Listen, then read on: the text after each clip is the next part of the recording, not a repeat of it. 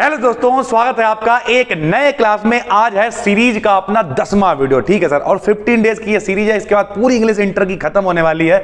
आज हम लोग बात करने वाले हैं प्रोज के शॉर्ट आंसर्स के बारे में।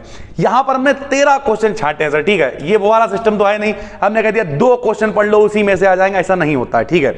आप अनसॉल्व को उठा के देखिएगा, 2022 के जो 7 सेट हैं उन 7 सेटों के अंदर जो क्वेश्चन आए हैं वो इसमें इंक्लूड किए गए हैं। उसके अलावा जो हमें लगा इंपॉर्टेंट है वो भी इसमें इंक्लूडेड है।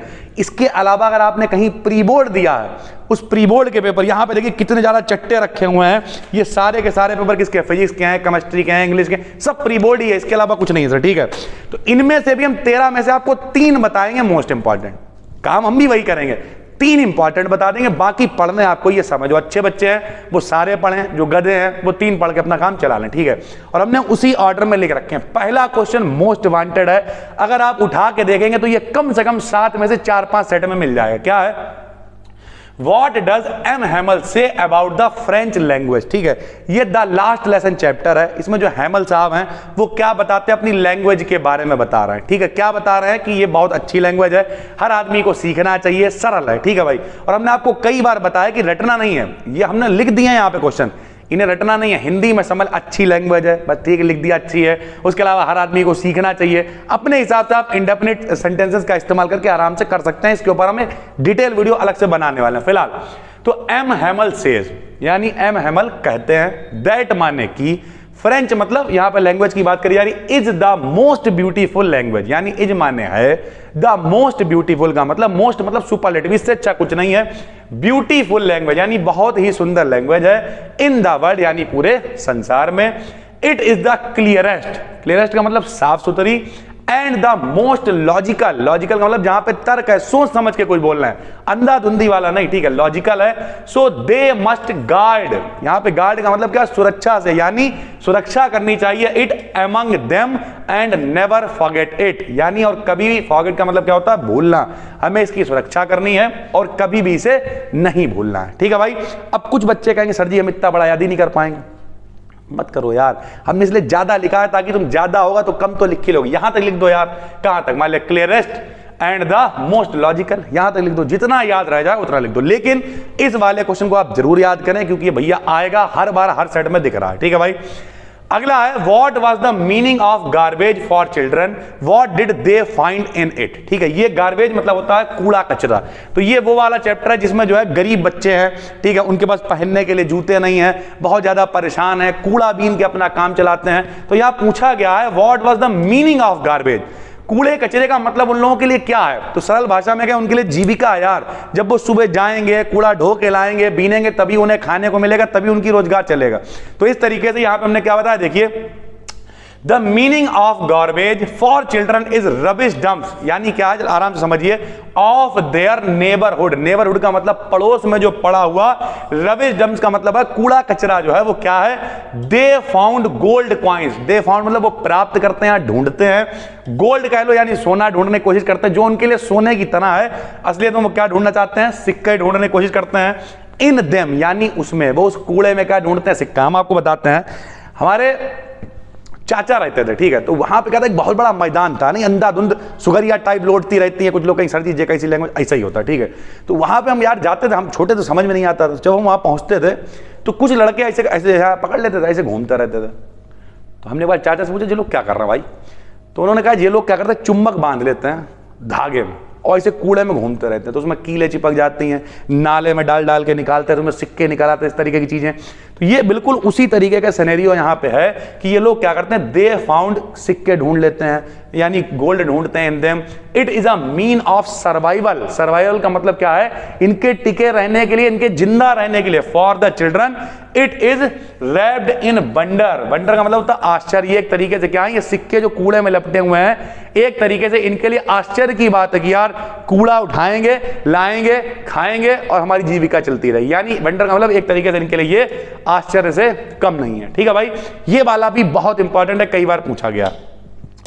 तीसरे की अगर बात करें, ये भी बहुत इंपॉर्टेंट है। हु वॉज मुकेश, मुकेश कौन था? And what was his ambition, उसका जो लक्ष्य है, उसका जो गोल है वो क्या था।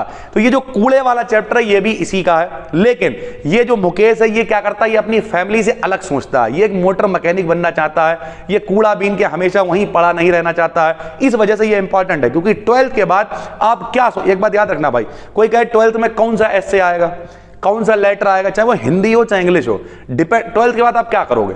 12th के बाद या तो आप नौकरी के लिए जाओगे, बैंक में जाओगे लोन लेने के लिए, भैया हमें अपना धंधा शुरू करना है, इस तरीके के लेटर पेपर में आएंगे। अगर मान लिया कोई 9th में है, 10th में, तब क्या आएगा, तब उसे सब्जेक्ट चाहिए है तो सब्जेक्ट वाला आ गया, किसी को इन्विटेशन देना तो वो वाला आ गया। आपकी सिचुएशन पे डिपेंड करेगा कि क्या आ रहा है पेपर में, समझ गए। 9th क्लास के बच्चे को क्या चाहिए होता है, 9th क्लास के बच्चे को क्या, एक लेटर मिल जाए, बारात में किसी को बुला लो, इस तरीके की चीज आती है। लेकिन 12th में बारात रात में नहीं मानता। 12th के बाद बच्चे को रोजगार समझ में आने लगता है कि अब हमें क्या करना है, तो लोन लेने वाला, एरिया में मच्छर का प्रकोप हो गया, इस तरीके की चीजें, तो ये आपको सीखना पड़ेगा, ठीक है भाई। तो मुकेश कौन है, Mukesh is the son of poor bangle maker, चूड़ी बनाने वाला कोई है, उसका लड़का है इन फिरोजाबाद। फिरोजाबाद की चूड़ियां वैसे ही बड़ी फेमस है भाई, ठीक है। ही इंसिस्ट, देखिए भाई वो क्या करता है, on being his own master, वो अपना खुद का स्वामी, ओन मतलब खुद का, मास्टर मतलब स्वामी, अपने खुद के दम पे खड़ा होना चाह रहा है। वो क्या कर रहा है, ही वांट्स, वो चाहता है to be a motor mechanic, be मतलब होना, वो होना चाहता है क्या, एक मोटर मैकेनिक होना चाहता है। हिज एटीट्यूड, यानी उसका जो एटीट्यूड है वो कैसा है, to his situation is different, यानी जो उसकी कंडीशन है, जो उसकी सिचुएशंस है, उससे उसका जो आत्मविश्वास है, उसका जो एटीट्यूड है, उसका जो भरोसा है वो अलग है from that of his family, जैसी उसकी फैमिली की कंडीशंस हैं। It will help him realise his dream, जो उसे भरोसा दिला रही हैं काहे के लिए, कि उसका जो सपना है वो उसे फील कर सके, उसे पूरा कर सके। ये क्वेश्चन एक और भी तरीके से आता है कि कैसे आप बताओगे कि मुकेश का जो सपना है वो पूरा हो जाएगा, तब भी आपको यही लिखना है। क्यों, क्योंकि वो अच्छा सोच रहा है, बड़ा सोच रहा है, तो सीधी सी बात उसका सपना पूरा हो जाएगा। जो सपना देखेगा उसका पूरा होगा, ये बात याद रखो। तो अगला क्वेश्चन है, why did the peddler consider the word as a rat trap. ये बहुत इंपॉर्टेंट क्वेश्चन है। रैट ट्रैप समझते हैं, जिसे हम लोग चूहेदानी कहते हैं। चूहेदानी क्या होती है बताओ, एक चूहेदान होता है, अंदर उसमें रोटी फंसी होती है, चूहा आता है और लालच में आके फंस जाता है। उसी तरीके से जो पेडलर का मतलब होता है फेरी वाला, पद यात्री जो है वो क्या करता है, वो सबसे पहले इसे समझ लो आराम से, थोड़ा सा बेसिक बता देते हैं। पद यात्री करता क्या, वो पहले जाता है, बड़ी बड़ी जगह से तार बीनता है, कूड़े बीनता है, ठीक है, और वहां से लाके उसी तारों से चूहेदानी बना के बेचता है वो। तो वो ये क्या कह रहा है, why did the peddler consider, वो क्यों कह रहा है कि जो संसार है वो क्या है, रैट ट्रैप, एक चूहेदानी की तरह है। तो ये बताना चाह रहा है कि जिस तरीके से चूहा रोटी के लालच में जाके फंस जाता है, उसी तरीके से इंसान भी इन संसार में लालच के चक्कर में फंसा रहता है और वो जिंदगी भर दौड़ता रहता है, फंस जाता है। तो ये बहुत इंपॉर्टेंट क्वेश्चन है, क्योंकि आप 12th में भाई, द वर्ल्ड ऑफर्स थिंग्स, ये देखिए संसार क्या करता है, ऑफर करता है चीजों को। टू ल्योर का मतलब क्या है, लर मतलब होता है नहीं, लालच, टपकना, ठीक है। ह्यूमन बींग्स, लोगों को, टू बाइंड देम, उन्हें बांधे रखने के लिए, इन कार्नल एक्टिविटीज, यानी जो सांस्कारिक गतिविधियां हैं उनमें बांधे रखने के लिए क्या करता है, लालच देता है। The peddler falls into a line of thoughts and reaches into an interested idea, यानी वो सोचता है, विचारों में जाता है और कहां पहुंचता है, दैट द होल वर्ल्ड, पूरा संसार, around him is nothing but a big rat trap, जो पूरा संसार उसके चारों तरफ है वो क्या है, सिर्फ एक चूहेदानी की तरह और है कुछ नहीं। लोग लालच में फंस जाते हैं और फिर फंसे रह जाते हैं, ठीक है भाई। अगला है, who was the rat trap seller, ठीक है। How did he make them, कौन था और कैसे बनाता था इसे, तो अभी हमने आपको बता दिया है। The rat trap seller was a, कौन था, अब यहां पे देखिए, यहां पे बता रखा है एक फेरी वाला था। The peddler made the rat traps of wire, यानी काहे का बनाता, तारों का बनाता था।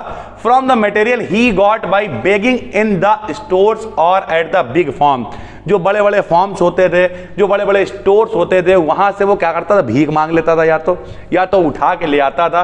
He made them himself at odd moments, odd moments का मतलब क्या है, जब वो खाली होता था, पहले गए भीख मांग लाए, कूड़ा बिल लाए, तारा इकट्ठे कर लिया, उसका जब खाली है तो बैठ के चूहेदानी बना ली और जाके बेच ली जाके, ठीक है भाई, ये सिस्टम होता था।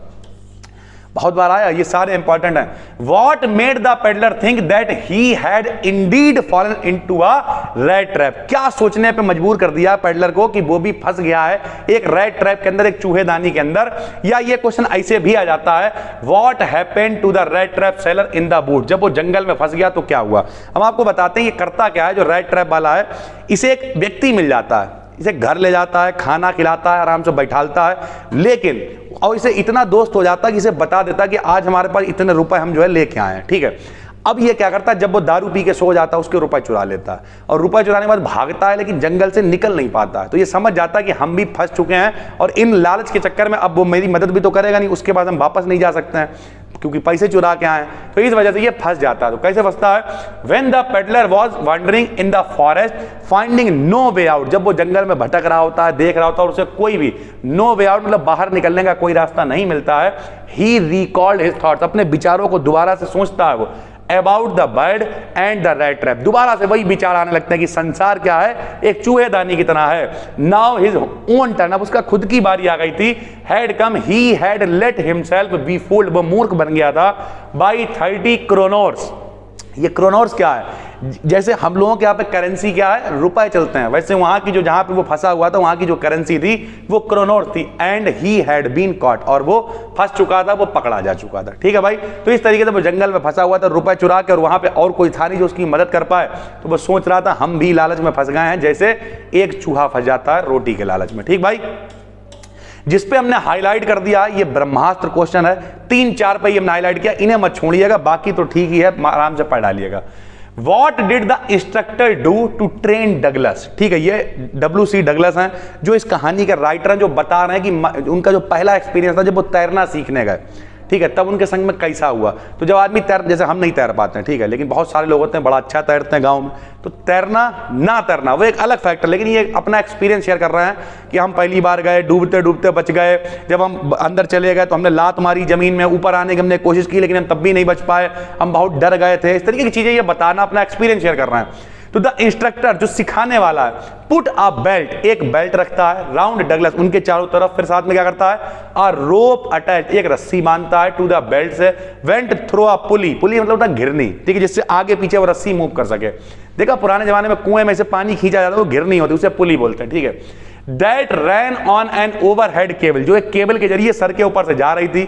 He held on the end of the rope and they went back and forth. Back and forth का मतलब आगे पीछे, यानी उस घिरनी की सहायता, जो तैरने वाला देखा है उसी तरीके का सिस्टम पूरा, कि उसी रस्सी की सहायता से आप वहां तक जाएंगे, तैर के वापस आएंगे, केवल उसके अंदर ही वो आगे पीछे तैर सकता था। इस तरीके का अरेंजमेंट उसने बनाया था, अक्रॉस द पूल, मतलब पूल के अंदर जहां भी वो तैर रहे थे, ठीक है भाई।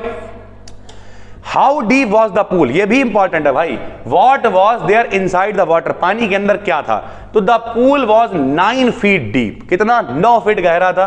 There was nothing inside the water, कुछ भी नहीं था, किसके अलावा, एक्सेप्ट मतलब अलावा, द येलो टिंट का मतलब होता है पीला पीलापन, ठीक है, जिसे आप कह सकते हो कि पानी पुराना हो जाता तब उसे बोलते हैं येलो टिंट का मतलब होता है पीलापन। चलो इस पूरे का मतलब, सिर्फ येलो का मतलब पीला नहीं है, इस पूरे का मतलब पीलापन है, ठीक है। Everywhere there was water and only water, हर जगह सिर्फ क्या था, पानी था, और सिर्फ पानी था, बस वो कैसा था, पीला पानी था, ठीक है भाई, थोड़ा थोड़ा पीला हो गया था। What did Douglas do inside the water to save his life? जब वो डूबने लगे, जूझने लगे, तो उनने क्या किया बचने के लिए। तो क्या करा भाई, inside the water Douglas made the, क्या किया भाई, स्ट्रेटजी, एक स्ट्रेटजी बनाई, to make a big jump. एक उन्होंने बनाया कि अब क्या करें भाई, जब आदमी डूबता, अच्छा एक बात और भी याद रखिएगा, हमें तैरना नहीं आता, लेकिन हमने पढ़ा है कि जब भी कभी आप डूब रहे हैं तो ज्यादा हाथ पर ना चलाओ, बल्कि कोशिश करो, ठीक है, किनारे पे देखो, जितना ज्यादा आप हाथ पर चलाओगे उतना ज्यादा आपको दिक्कत होगी और आप डूबते जाओगे, एक बात याद रखना। और एक चीज और भी है, बहुत सारे लोग कहते हैं कि जब आदमी डूब रहा होता तभी वो हाथ पैर चलाता है, सरल भाषा में कहें वो इसीलिए डूबता है, वो इसीलिए डूबता है क्योंकि वो फालतू हाथ पैर चला रहा है, जितनी जरूरत है उतना एफर्ट नहीं लगा रहा और उस तरीके का नहीं लगा रहा। आप यूट्यूब पर सर्च करिएगा, देखना लोग कहेंगे तैरना कैसे सीखें, और जिनका कोई दूर दूर तक ताल, वो भी घर पे बैठ के देख रहा है तैरना कैसे सीखें। तो उस तरीके से क्या है, आपको ज्यादा हाथ पर नहीं चलाने, जितनी जरूरत है उतना ही काम करोगे, तभी आगे पर बढ़ पाएगा मामला, वरना अगर अंधाधुंध चलते रहोगे तो फालतू में डूब जाओगे। फिलहाल मेरा मानना हमेशा से यही रहा, हम लोग कभी भी गाँव में जाते थे, लोग कहते थे आओ थोड़ा नहा के आए नदी में, हमें जान बहुत प्यारी है, हम घर में नहीं नहाते यार, नदी में कौन नहाएगा जाके, सीधा सिस्टम, कोई मतलब नहीं है, चक्कर में ही ना पड़ो। लोग कहते डर लगता है, डरते हैं, बहुत डरते हो, महा डरपोक आदमी, और बताओ नहीं जाएंगे, बात खत्म हो गई। अपनी फील्ड का मास्टर बनो यार, हमें नहीं तैरना आता तो तैरने से हमारी कोई थोड़ा डिसाइड होगा यार। तो याद है कि क्या किया इन्होंने, क्या किया इन्होंने, from the bottom of the pool, उन्होंने कहा जमीन से लात मारेंगे और ऊपर आएंगे एकदम से, ठीक है। come to the surface, lie flat on it, ऊपर आए and pedal to the edge of the pool, but every time his strategy failed. हर बार उसकी स्ट्रेटजी फेल होती रही, उसने पैर भी चलाए, पैडल मारने की कोशिश की, सरफेस पे आने की कोशिश की, हर कोशिश उसने की, लेकिन उसकी स्ट्रेटजी फेल होती रही। ठीक है भाई, टोटल 13 क्वेश्चन है, 10 पे हम लोग पहुंच गए भाई। How was the Champaran episode most wanted है भैया, सबको पता होना चाहिए। गांधी जी जब वापस आए थे तो जो उनका पहला आंदोलन था वो था चंपारण आंदोलन। क्या था? डाई के जो डाई बनती थी, ये लोग नील वगैरह की खेती करते थे, उससे जो किसान लोग थे उनकी फसल पूरी तरीके से बर्बाद हो जाती थी, तो उनके साथ में ये खड़े हो गए थे गांधी जी। ठीक है, तो the Champaran episode was a turning point in Gandhi's life because he was successful in his method of civil disobedience. इसे हम लोग हिंदी में कहते हैं सविनय अवज्ञा आंदोलन, सिविल डिसओबीडियंस, आपने सुन रखा होगा हिंदी में। ठीक है, in India first time he declared that the British could not order him about in his own country. उन्होंने क्या डिक्लेयर किया कि जो अंग्रेज लोग हैं, जो ब्रिटिशर्स हैं, वो उन्हीं के देश में उन्हें आज्ञा नहीं देंगे। ठीक है, पूरा हम लोगों का समझौता होगा, बाद में बैठ के समझौता हुआ कि नील की खेती नहीं होगी, डाई वगैरह नहीं बनेगी, इस तरीके की चीजें। क्योंकि असलियत में आपको बताएं हुआ क्या था उस समय। क्या हुआ, सबसे पहले अंग्रेजों ने कहा किसानों से तुम नील की खेती करो अंधाधुंध। अब नील की खेती करने से यह होता है कि डाई की खेती करने से इंडिगो डाई होती है। ठीक है सर, जब आप केमिस्ट्री कभी पढ़ाएंगे तो बताएंगे, इंडिगो पूरा डिटेल में बीएससी में है। ठीक है, तो होता क्या है, जब इंडिगो डाई वगैरह खेत में होती है तो उसकी उपजाऊ क्षमता कतई खत्म हो जाती है, उसमें फसल जो है फिर बहुत कम होती है। ठीक, अब हुआ क्या, अंग्रेजों ने कहा ठीक तुम करो, कोई दिक्कत नहीं, बेचेंगे। बाद में पता चला कि एक जो डाई है इंडिगो, ये सिंथेटिक डाई आ रही। ध्यान से समझना, इंडिगो की खेती नहीं करी गई, खेती करने के लिए किसके गई? नील की खेती के लिए, नील की खेती, डाई की खेती करने के लिए। और इन लोगों ने क्या किया, अंग्रेजों ने एक डाई लॉन्च की जिसे कहा गया इंडिगो डाई। अब वो सस्ती थी, बढ़िया थी यार, जाहिर सी बात जो सिंथेटिक होगी, बनाई हुई होगी मनुष्य द्वारा, वो ज्यादा अच्छा कलर दे के आएगी। एक हम लोगों के जमाने में हर श्रृंगार का पेड़ था, हम लोग फूल ऐसे करके लगे, तब धोती रंगा करते थे बैठ के, पीली सही से नहीं होती थी। और आप 10 रुपए का कलर ले आओ, पूरी पीली हो जाएगी। जो सिंथेटिक उसकी टक्कर थोड़ी दे दोगे। इस वजह से किसानों को लगा कि हमारी तो फसल बर्बाद, कौन खरीदेगा यार ये, प्लस यहां पे इतनी लागत है, वहां क्या 10 रुपए में काम हो जाता था। तो इस वजह से फिर गांधी जी खड़े हुए सपोर्ट में, पूरा जो उनका कॉन्ट्रैक्ट था वो खत्म हुआ, सारी चीजें हुई, और फिर जो पैसे वगैरह भी इन लोगों को दिलवाए थे। ये पूरा एपिसोड था जो हम आपको बताएंगे कभी और। फिलहाल भी आप इतना समझें कि पहली बार गांधी जी ने क्या कहा कि सविनय अवज्ञा आंदोलन नहीं, आज्ञा नहीं मानेंगे हम, यहाँ पे हम लोग वो करेंगे जो हम लोग के अकॉर्डिंग बिल्कुल ठीक होगा। ठीक है, Why did Gandhi child the lawyers? उन्होंने गांधी जी ने क्यों लताड़ा? चाइड का मतलब होता है डांटना या लताड़ना। ठीक है, तो Gandhi chided lawyers for collecting big fee. अब जो वहां के वकील थे वो किसानों से अंधाधुंध पैसा लूट रहे थे, हर आदमी अपनी अपनी बटोरने में लगा रहता, फ्रॉम द पुअर शेयर की क्रॉपर्स। ठीक है, जो गरीब किसान थे, ठीक है, फसल वाले थे, those lawyers frequently represented peasants group in court, यानी अदालत में ये जितने भी गरीब लोग थे, गरीब किसान थे, इन्हें ये प्रेजेंट करते थे और इनसे अंधाधुंध पैसे लूटते थे। इस वजह से गांधी जी ने उन लोगों को लताड़ा। ठीक है भाई, देखिए फायदा सब उठाते हैं। ठीक है, चाहे उस समय किसान रहे हों, अंग्रेज रहे हों, जितना बौरा बना पाया उतना बौरा बनाया। जैसे अभी एक आदमी हमारे पास लोग आते रहते हैं, ऐसे आके बताएंगे आके हमें कि जो है वो कह रहे थे कोचिंग बंद करवा देंगे, ये कर देंगे, बहुत सारे फैक्टर्स होते हैं।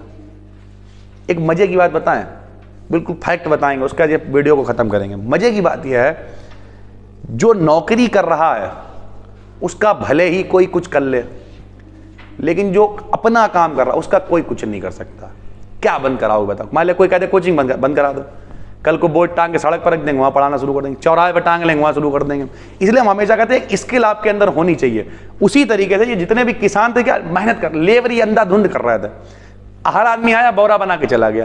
अगर आपके पास कुछ है खुद, तब गांधी जी के पास क्या था यार, गांधी, इसीलिए एजुकेशन जरूरी आ जाती। गांधी जी पढ़ के आए अंधाधुंध, जब वहां से पढ़ के आए तो उन्होंने समझा यार बताओ वहां का माहौल क्या और यहाँ लोग बौरा बन रहा है, तब फिर उन्होंने सपोर्ट किया। और अगला एक क्वेश्चन है, Why did Saheb join the job at milk booth? ये साहेब वही है जिसका सपना था कुछ अच्छा करने का। ठीक है, तो क्या है, Saheb join the milk booth tea stall because of poverty. गरीब था, पैसे चाहिए थे, तो there he was paid ₹800 rupees उसे यहाँ पे मिलते थे, एंड ऑल हिज मील्स, खाना भी मिलता था, but he had to work harder, लेकिन उसमें मेहनत बहुत करनी पड़ती थी। तो गरीब आदमी क्या है, खाना मिल जाए, पैसे मिल जाए, मेहनत करनी पड़ेगी, कोई बात नहीं, मेहनत से थोड़ी कोई डरता है यार। What explanations does the author offer for the children not bearing footwear? जब उसने देखा कि जो बच्चे हैं नंगे पैर घूम रहे हैं, तो राइटर ने अपना क्या पॉइंट ऑफ व्यू रखा। तो यहां देखिए कितनी अच्छी बात है। हम लोग ये सोचना कि वो गरीब थे, उनके पास पैसे नहीं थे इस वजह से, लेकिन राइटर ने ये नहीं कहा। राइटर ने क्या कहा?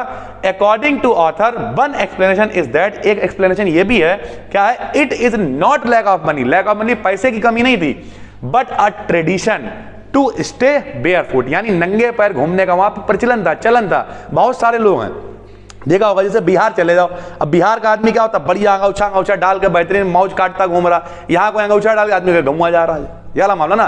तो ट्रेडिशन है, हर जगह पे अपना अपना ट्रेडिशन। जैसे यहाँ पे पितृसत्ता है, यहाँ पे पिता का भाई का जलवा होता है। थोड़ा सा आप चले जाइए साउथ साइड में तो लड़कियों का बड़ा जलवा होता है, यानी अलग अलग ट्रेडिशन चेंज होते रहते। तो उसने कहा यहाँ पर क्या है, लोग नंगे पैर घूमते हैं यार। जैसे अभी हम लोगों के घर में, आप कमेंट करके बताइएगा, वीडियो लगभग किनारे पे है, कमेंट करके बताइएगा, अलग अलग ट्रेडिशन होते हैं। जैसे कुछ लोगों के घर में, अभी हम कल ही एक जगह पे गए थे, उनके घर में 4 भाई थे और चारों की नहीं, एक चिल्ला के आवाज करने की बातचीत होती है कि जरा सा भी कुछ कहें इतना आगा आगा के बोल रहे हैं। और दूसरा क्या, कुछ लोगों के घर पर तुम जाओगे ऐसा लगता है कोई मर गया, सन्नाटा पड़ा हुआ, ऐसा वाला मामला होता है। तो ट्रेडिशन की बात है। उन्होंने कहा पैसे की कमी नहीं है, लैक ऑफ मनी का मतलब पैसे की कमी नहीं है, बल्कि क्या है? Tradition to stay barefoot. Barefoot का मतलब नंगे पैर घूमने का वहां पर एक प्रचलन था, इसलिए लोग नंगे पैर घूम रहे। तो वैसे भी आपने देखा होगा, सम्मान के साथ कह रहे हैं, किसी की बेइज्जती नहीं कर रहे हैं, लेकिन हम लोग बोलते हैं, ये लोग बांग्लादेशी ही बोलते हैं, अंग्रेजी में बोल लो, फॉरेनर बोल लो, लेकिन जो लोग ऐसे पन्नी लेके घूम रहे होते हैं, जो भी चीजें, ज्यादातर आपने केस में देखोगे ऐसे ही घूमते रहते हैं, नंगे पैर घूमते रहते हैं। इसका मतलब थोड़ी वो गरीब है यार, इसका मतलब थोड़ी पैसा नहीं है उनके पास, लेकिन ठीक है यार, जैसी जिसकी आदत है वो पैसा घूम रहा है, उसमें क्या ही कर सकते हैं। तो ये राइटर ने बताया। अब इन 13 में से 4 कौन से हैं जो पढ़ने ही पढ़ने, छोड़ नहीं सकते हो भाई। एक बात याद रखना भैया, 15 डेज की ये सीरीज है, इतना पढ़ोगे गारंटी ले रहे हैं आप 100 में 100 का कर पाओगे। सबसे पहला जो क्वेश्चन है ये वाला, कम से कम आप देख लेना 10 से ज्यादा बार आया हुआ क्वेश्चन है ये। What does M हैमल say about the French language, उन्होंने अपनी भाषा के बारे में क्या कहा। दूसरा ये वाला, what was the meaning of garbage for children, जो कूड़ा करकट है बच्चों के लिए उसका क्या महत्व है, ये वाला। उसके बाद एक आ जाएगा ये वाला, कहां गया ये वाला sir, why did the peddler consider the world as a rat trap, उसने तुलना क्यों कर दी चूहेदानी से। ठीक है भाई, 3 हो गए। एक ये वाला, what did the instructor do to train Douglas को, उन्होंने ट्रेन करने के लिए क्या किया, 4। और एक चंपारण वाला होगा, कहां गया भाई, ये है, how was the Champaran episode a turning episode in Gandhi ji life. ठीक है, ये 5 ब्रह्मास्त्र हैं, इन्हें आप नहीं छोड़ सकते हो। बाकी हम यही कहेंगे, इन 13 के 13 को पढ़ो, रटने की कोशिश मत किया करो, अपने हिसाब से लिखने की कोशिश करो। जरूरी नहीं इतना ही लिखो, कहानी समझ ली। जैसे मान लिया गांधी जी ने क्या करा, बताओ कैसे, तो गांधी जी ने कहा हम अंग्रेजों की बात नहीं मानेंगे, बात खत्म है। तुम्हें ये अपनी बात लोगों तक पहुंचानी, कैसे पहुंचाओगे, क्या करोगे, बस ये समझना है। बाकी क्या यहां लिखा हुआ वो नहीं समझ रहे, सब कूड़ा है, फेंक दोगे कोई फर्क नहीं पड़ेगा। ठीक है भाई, तो ये 12-13 क्वेश्चन हैं। ये थी अपनी सीरीज की 10वीं वीडियो। अगली वीडियो में हम आपको इसके लॉन्ग बता देंगे, और एक में शॉर्ट स्टोरी के लॉन्ग और एक में शॉर्ट आ जाएंगे। बचा हुआ 1-2 टॉपिक रहेगा, वो 15 वीडियोज में अपनी पूरी सीरीज खत्म हो जाएगी। नए हैं तो चैनल को सब्सक्राइब जरूर कर लीजिए, और ये PDF आपको मिल जाएगी बी डिकेड 12 पे। टेलीग्राम पे जाइए, बी डिकेड 12 सर्च कर लीजिए, आराम से आपको वहां पे पूरी PDF वगैरह मिल जाएगी। उसके बाद मन लगा के पढ़ डालो यार, कहाँ ही चक्कर में पड़े हो। बाकी फिजिक्स की पूरी सीरीज 5 वीडियोस हो गई हैं, 6ठी आने वाली, केमिस्ट्री आ रही है बी डिकेड 12 पे। बहुत सारे लोग यहाँ कमेंट करते रहते हैं, देखते कुछ नहीं है वो, इसलिए कह रहे हैं सिर्फ टेलीग्राम पे जाके बी डिकेड 12 जुड़ जाओ, जो भी वीडियो आती है वहां पे लिंक हम शेयर कर देते हैं। ठीक है भाई, फिर मिलते हैं आपसे सीरीज की अगली वीडियो में, तब तक के लिए धन्यवाद।